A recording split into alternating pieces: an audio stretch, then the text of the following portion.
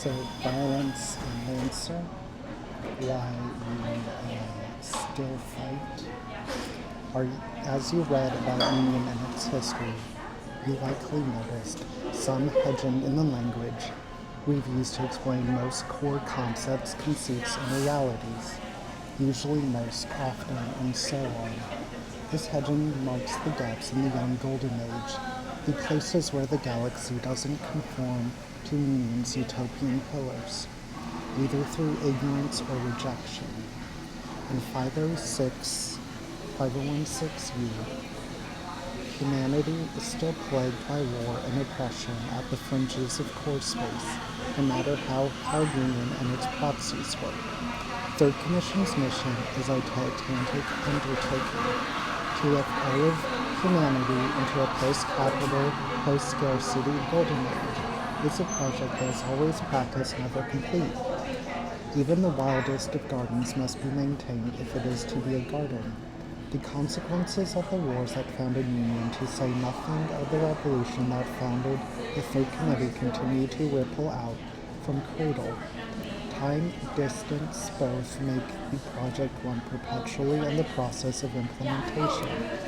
This does not mean Union's project is without end. The iterative, non-linear progress is not worthwhile, or that contradictory actions on the part of Union and its proxies undo all such progress. It simply means there is always work to be done. For Union, utopia is not a static state. It is a status as held, maintained, and improved upon always, owing in large part to the vacuum left in the expansion, retreat, and eventual toppling of Second Committee. The diaspora of humanity has developed divergent from Union's influence for nearly 500 years, an expected consequence of Third Committee's revolution. The seeds of this divergence were planted through Second Committee's millennia-long campaign of cultural assimilation.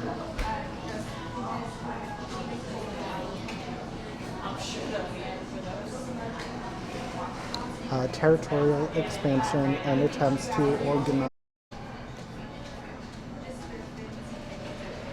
under a single banner. The diaspora inherited its dominant ideological touchstones from this project, along with the aggressive motivations of capital colonization and conquest. While some of the last states created by this expansion period organized under Third Committee's early drafts of the utopian pillars, most aspirant states could not shake the compelling power afforded by their local forms of Second Committee ideology.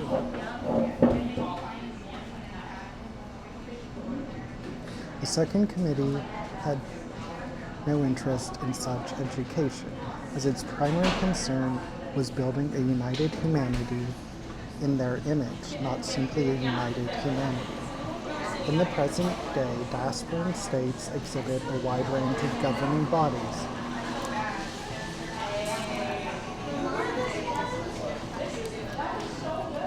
And organizational ideologies.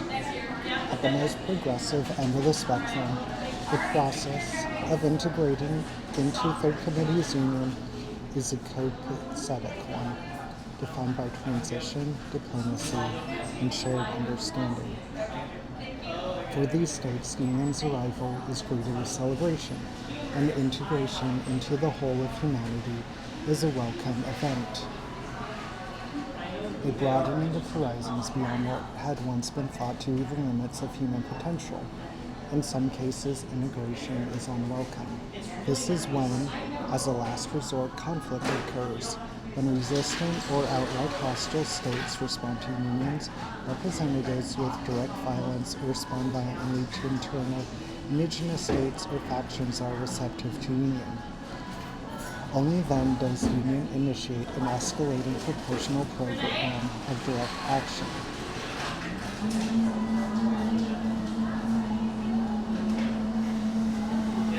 Extra-Union conflicts. More common than Union interventions are planetary or system-local conflicts between diaspora states and increasingly conflicts involving corporate states. The latter, which sees corporate states pitted against each other, or corporate states and their private armies facing against nation-states. Conflicts between rival diasporan states are often underway by the time union or an organization acting on its behalf makes first contact. These can range from civil conflicts to multi-state wars isolated to single worlds to interplanetary conflicts. Rare but not unheard of, whatever the scale, these conflicts are generally motivated by ideology, but can involve resource or territory disputes as well. The conflicts involving corporate states and diaspora states, the animating events almost always involve resources or land. The rise of corporate states and other destabilizing actors has intensified competition over the rare elements needed to fabricate the fantastic technologies upon which humanity now relies. Some corporate states hire mercenaries to accomplish their claims on these ventures, while others rely on their understanding elements. Conflicts pitting corporate states against each other tend to be skirmishes, small clandestine engagements over important persons, locations, and facilities that take place between small teams of highly trained agents and expensive mercenaries. Larger engagements are usually the result of labor organizing and local revolutions against typically off-world corporate states. Corporate states occasionally move beyond industrial espionage to engage in armed conflicts with each other. These clashes normally begin when an attempt to acquire a world spills out of control, and they usually end with outright warfare across and above the disputed world as the various parties attempt to secure their holdings. Any of the conflicts discussed here may demand the use of nets. These are places lancers are likely to find themselves when their commanders issue boring orders. Piracy remains outlawed by Third Committee, as it has since man's creation. The act of piracy is defined as a predatory assault on individuals engaged with the intention of selling, terror, abducting their stolen goods. This generally occurs outside airspace. And as one of the two primary types of piracy, privateering, which is unlicensed or otherwise gray-space mercenary work sponsored by state or non-state entities that targets flagged opposition or civilian ship stations, smaller populations, and wolfpack piracy. Following Third Committee's restructuring of the Union Navy, Union has depended on constituent states for active and immediate defense of target ships and stations. Union's main concern isn't the act of piracy itself, but addressing the foundational concerns that draw people to it. Underlying economic conditions in diaspora that force resource scarcity and ideological and political factors that would push groups to piracy in the first place. Acts of piracy usually occur in two places. Interstellar shipping lanes, where pilot boats know near-lake ships, freighters, and yachts will pass by on their way to or from local port gates.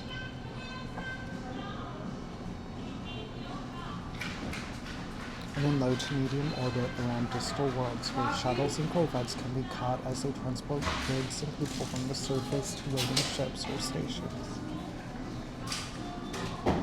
Raids in interstellar shipping lanes are risky, as the location and time of potential attacks are known to all parties. Far from the protection afforded by orbital debris, asteroid fields and satellites, and high-orbit traffic, these pilots rely on a more advanced suite of systems, sensors, technical packages, and tactics. Interdiction of a near-light ship bound to or from Blink Gate means meeting it at light speed. Thus, pilots engaging in interstellar raids typically command vessels far more advanced than used by orbital pilots. These high-speed actions require significant invention in navigation suites and personnel, as well as the ability to spoof, misdirect, or otherwise confound the near-light proximity and active sensors of potential targets.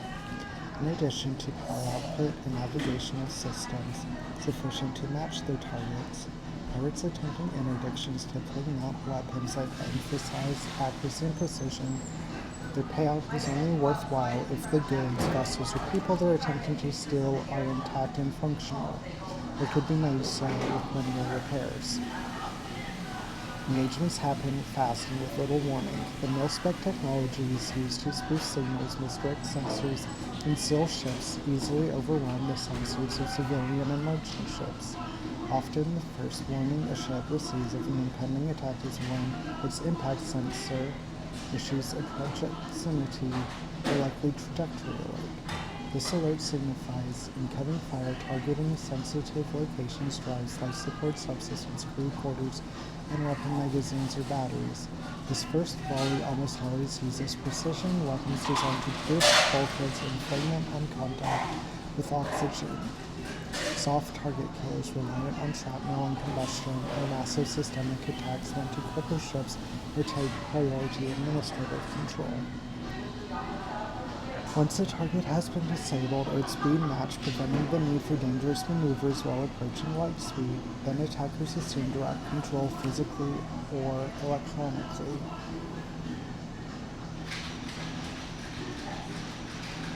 Interstellar piracy is the domain of dangerous, dedicated professionals, cosmopolitans with naval backgrounds and access to a wealth of experience and technology gathered over long years of piracy.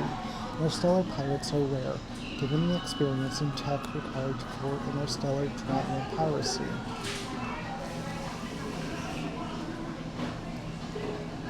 On account of their constant exposure to the effects of relativistic and gravitational time dilation, they often obtain legendary status among their hunters, victims, and fans. Orbital and local system piracy is decidedly more regional, generally like the domain of local pirates-resistant groups looking to disrupt their target supply lines, or well-funded criminal organizations seeking to diversify their portfolios and gain notoriety. While interstellar piracy is elegant, expensive, storied, and rare, orbital piracy is messy, low-tech, and far more common. Orbital pirates rarely use sublime or capital ships in their engagements, preferring the maneuverability, atmospheric conditions, anonymity, and disposability of shuttles, corvettes, and light freighters. The name of the game for orbital and local system pirates is to strike fast, grab what is valuable, and escape, either to a planet-side safe house or to a nearby moon or station where they can hide. Orbital piracy often begins as a ground-to-orbit engagement. Powerful mobile antennae blast a target with code and whiteout attacks. These overwhelm sensors, comms, and navigation suites with overwhelming single-use system spikes, systemic weapons developed by Black Hat coders designed for simple, limited use to cover the pirates' attacks. Formerly mothballed fighters, converted freighters, armed and armored shuttles, and myriad other ships follow the whiteout attack, firing in kill cloud, mass helix, or other common ballistic patterns. These attack wings feature a mix of reusable fighters and short-range transports, crash taxis, jury to deliver squads of subalterns, mechs, and organic marines. These single-use transports are often little more than debris shields mounted on frontal racks, armature structures that secure their passengers with magnetic clamps, straps, or handholds. Fired from larger ships or self-propelled, these vehicles crash into targets, engage their solid-state boosters, throwing their victims off course and preventing disengagement. Durability is not a priority. If successful, the pirates will use their haul to buy new scrapper ships or convert captured vessels for use in the next raid, after they've been stripped for parts, of course. Union's Code of Stellar Conduct demands any ship must respond upon receiving an SOS hail or face legal penalties.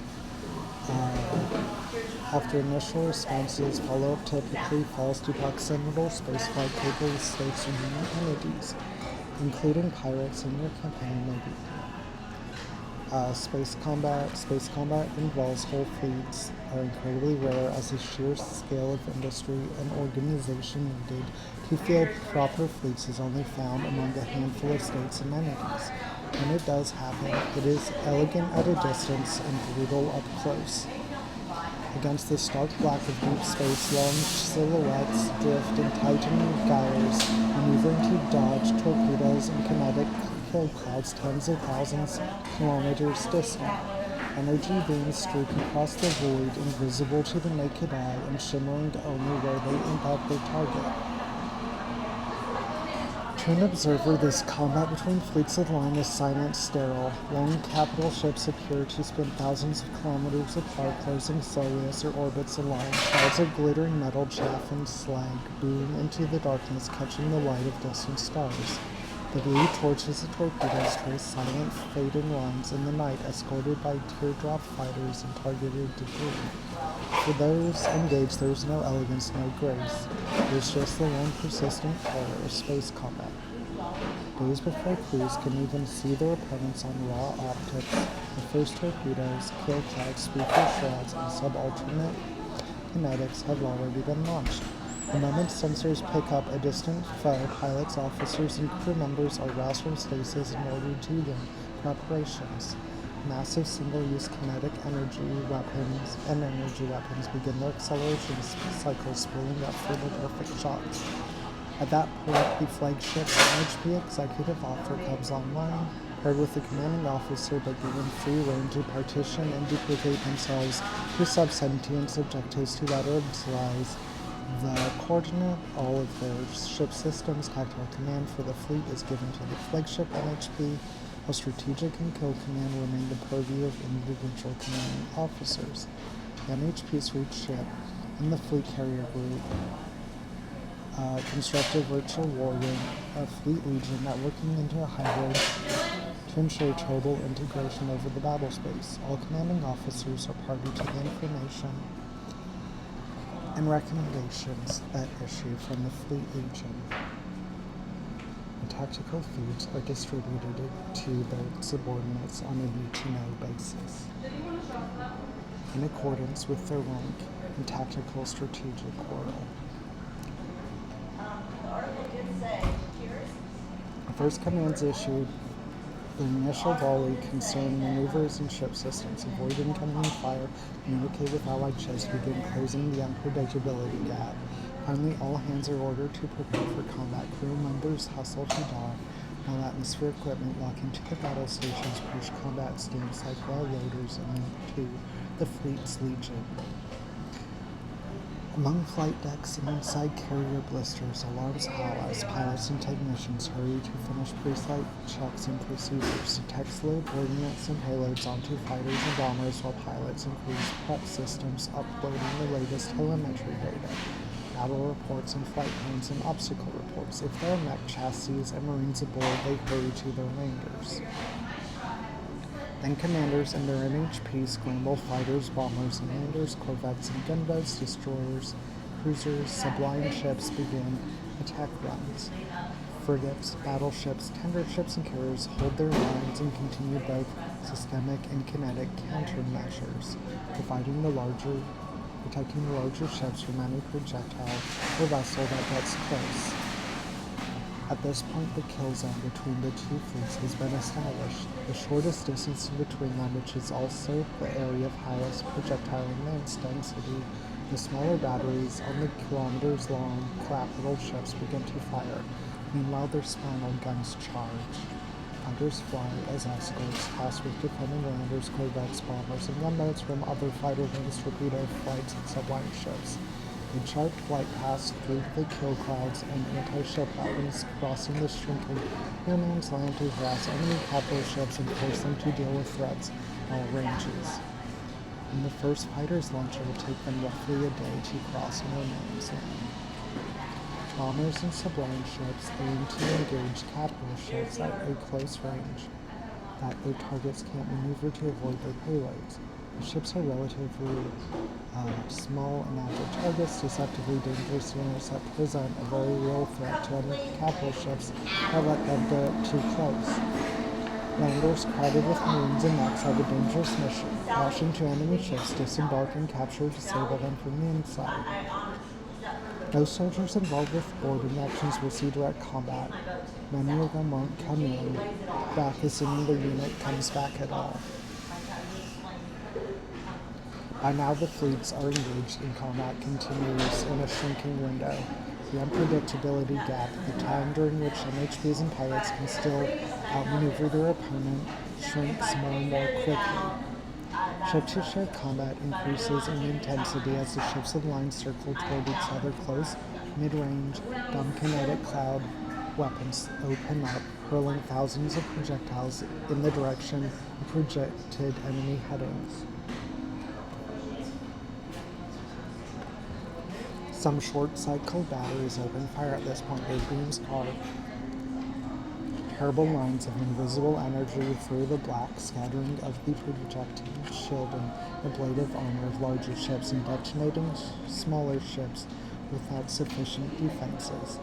Meanwhile, systemic weapons pound away at fleet legions and the systems of individual ships in attempts to gain a tactical advantage. Spook probes and shrouds launched early in the engagement activate at last, pinging the enemy sensors and comms away with hostile code and creating false signals to distract weapons and pilots, trick nervous commanders into early near-light ejections,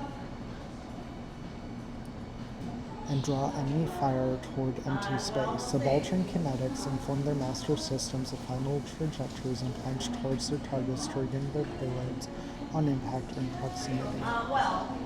Legions face each other down, MHPs engaging in electronic warfare with weapons esoteric and incomprehensible to human observers, hurling ontological and anti-solipsistic paradox weapons back and forth on a plane of battle removed from human experiments. Final, at a range too close for evasive maneuvers, long cycle batteries open up, hurling tremendous demi-solar particle lances or many gigaton kinetics at their targets. To survive a hit from the long cycle battery, the commanders of capital ships must begin carefully balancing their power budget, shifting between angled shielding and weapon power. Some commanders forego the heavy shielding at this point, as a square hit from any long cycle weapon is likely to ignore it anyway. This is the battle's climax, the moment where unpredictability gap closes due to the tremendous power needed to fire a capital ship's spinal cannons. Each ship of the line is likely to have only one chance to hit their target. Cleaning and recharging a ship's main guns, kinetic or energy, simply takes too much time.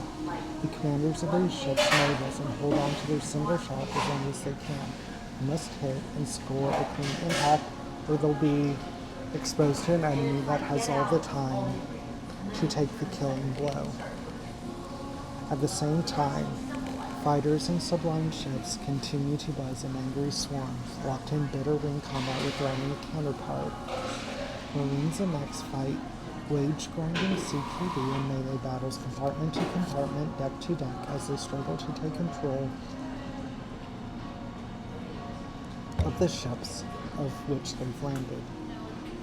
Kill cloud kinetics and point defense weapons pepper the flanks of great capital ships, tearing away superficial armors, blisters, and distal chambers.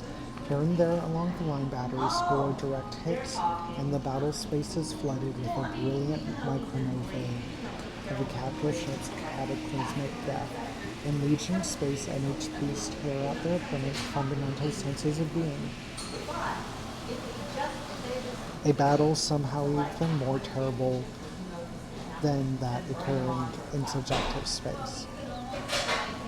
Eventually the battle ends when one-sided retreats is eliminated. The ships of the line has a near-light ejection drive capable of at least 0.9 C.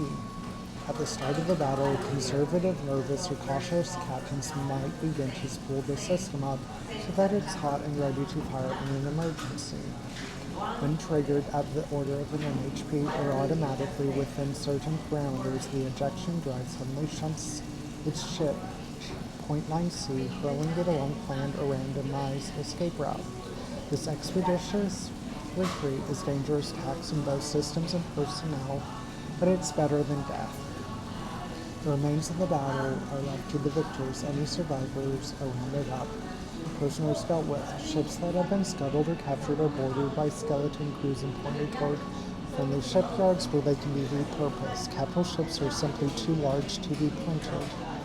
Reports are relayed back to Central Command. MHPs drop out of Legion space, unlinking and winding down to their non-combat parameters. Objectives are assessed and adjusted, and fleets either continue their campaigns, retire, or steam for friendly shipyards in search of repairs and replacements.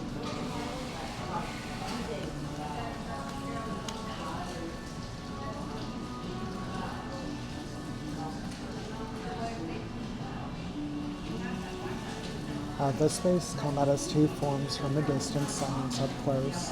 The combat of titans and linear visuals caught in the middle. Fleet engagement costs thousands of lives. When fought near inhabited worlds, moons, or stations, the cost can rise exponentially.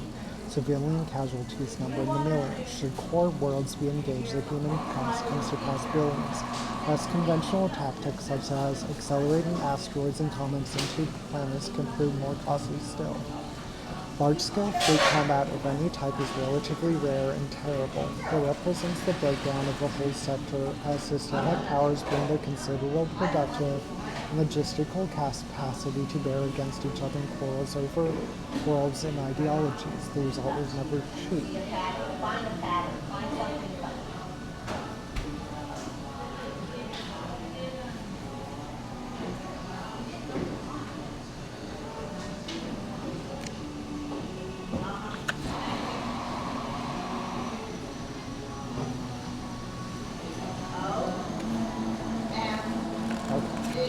Armed forces across the diaspora and in their interstitial voids where the cosmopolita transit the stars.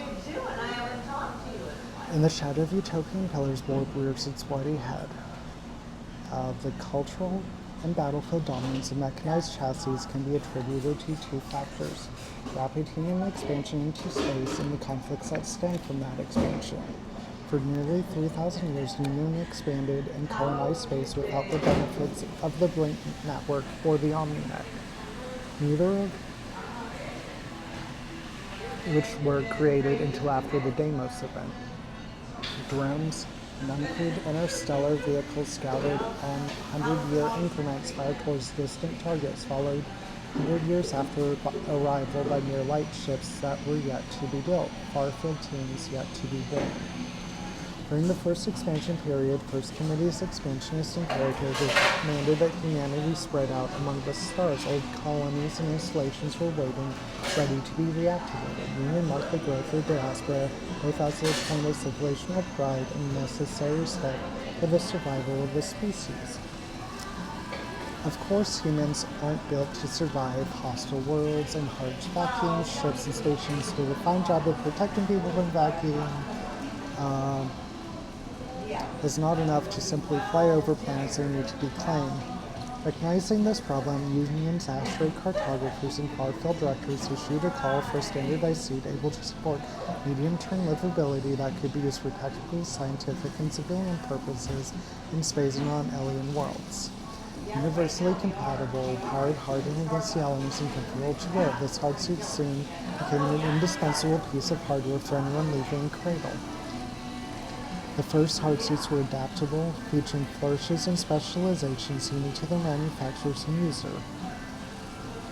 Early far-field teams wore larger suits with more robust equipment, some equipped with weapons to fight off native fauna. Colonists first adopted hardsuits as an emergency equipment in case of damage to their sealed habitats, and for traveling and exploring beyond those sealed habitats. And while spacers wore slimmer suits with more robust seals, sometimes living in them for days, while they piloted their great ships on long voyages between worlds. The hardsuit found military applications too. Union foundries began to add plated armor to their suits, weave ballistic mitts into them, integrate technologies enabled soldiers to manipulate smart weaponry.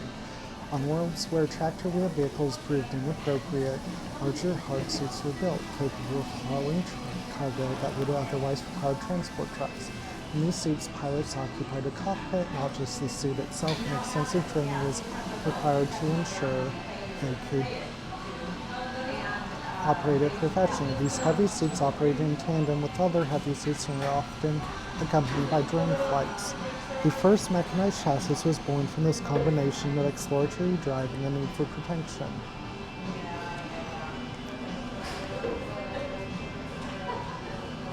It took a catalytic moment of interstellar politics and ideological conflict to catapult the mechanized chassis from a useful plotting civilian platform to a deadly military instrument. That flashpoint presented itself on Hirkinia, a jungle world in distal space around 4,500 Union.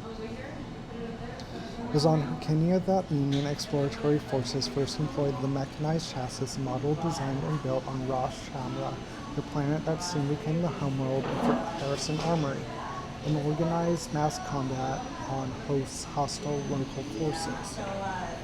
The conflict that took place on Hirkinia prompted intense research and developed into combat-capable and effective mechanized chassis. They became a viable all-round option for combat in all theaters and environments.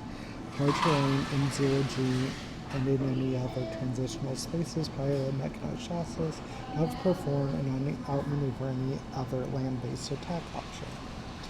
Integrated into existing force multiplication doctrines, mechanized chassis adopted a cavalry role, scouting, dismounted combat, and hammer-to-anvil shock warfare. Not only did mechanized chassis represent a breakthrough, but their quasi-humanoid shape is an undeniable psychological aspect.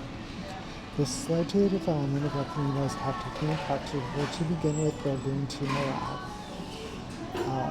Union doctrine quickly offered countless variations on how best to employ mechanized chassis in combat. Some cultural critics point out the reason for the popularity of the mechanized chassis is far less technical. We made the most powerful fighting machines that could strike across the earth, and we made them look like us. Other ground and subordinable forces, infantry, tanks, ground cars, light vehicles, trucks, and other military units all still exist and are far more common than mechs. Mechs are used much the same way that cavalry was used in ancient combat. Rapid armored tractors, expensive to recruit, train, and maintain. Infantry marks the bulk of any army and ultimately is the only way that territory can be claimed and held.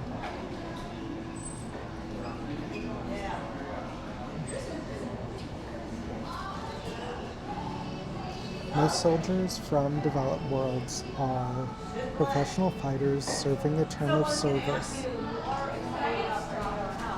These soldiers undergo lengthy basic physical and mental training meant to condition them as temporary members of the military craft, followed by a shorter period of specialized training before they're posted to a base unit or patrol. On the battlefield, these typical soldiers will be outfitted with a primary weapon, possibly a sidearm, spare ammunition, gear appropriate to their socialization,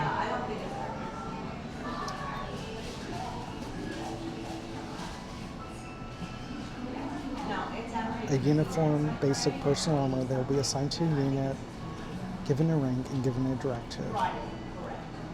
Some soldiers might carry more specialized equipment. Variations on this galactic standard professional soldier exist. Some worlds are more developed and others less. Similarly, some invest in the militaries and others spend the resources elsewhere. Orbital, stellar, and interstellar forces. States and other entities capable of fielding orbital, stellar, and interstellar forces tend to be the largest or best funded states in the galaxy.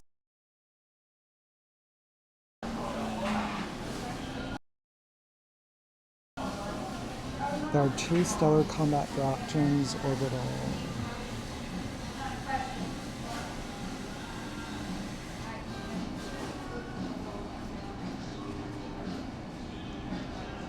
Note on conflict in answers narrative present. The Good War, third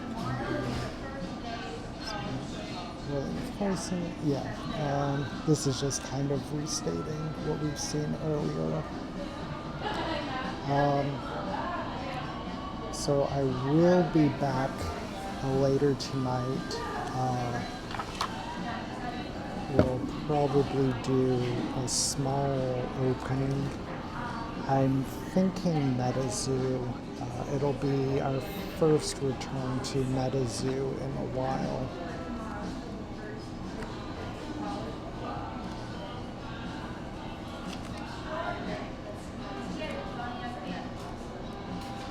Yeah. So that'll be in a couple of hours.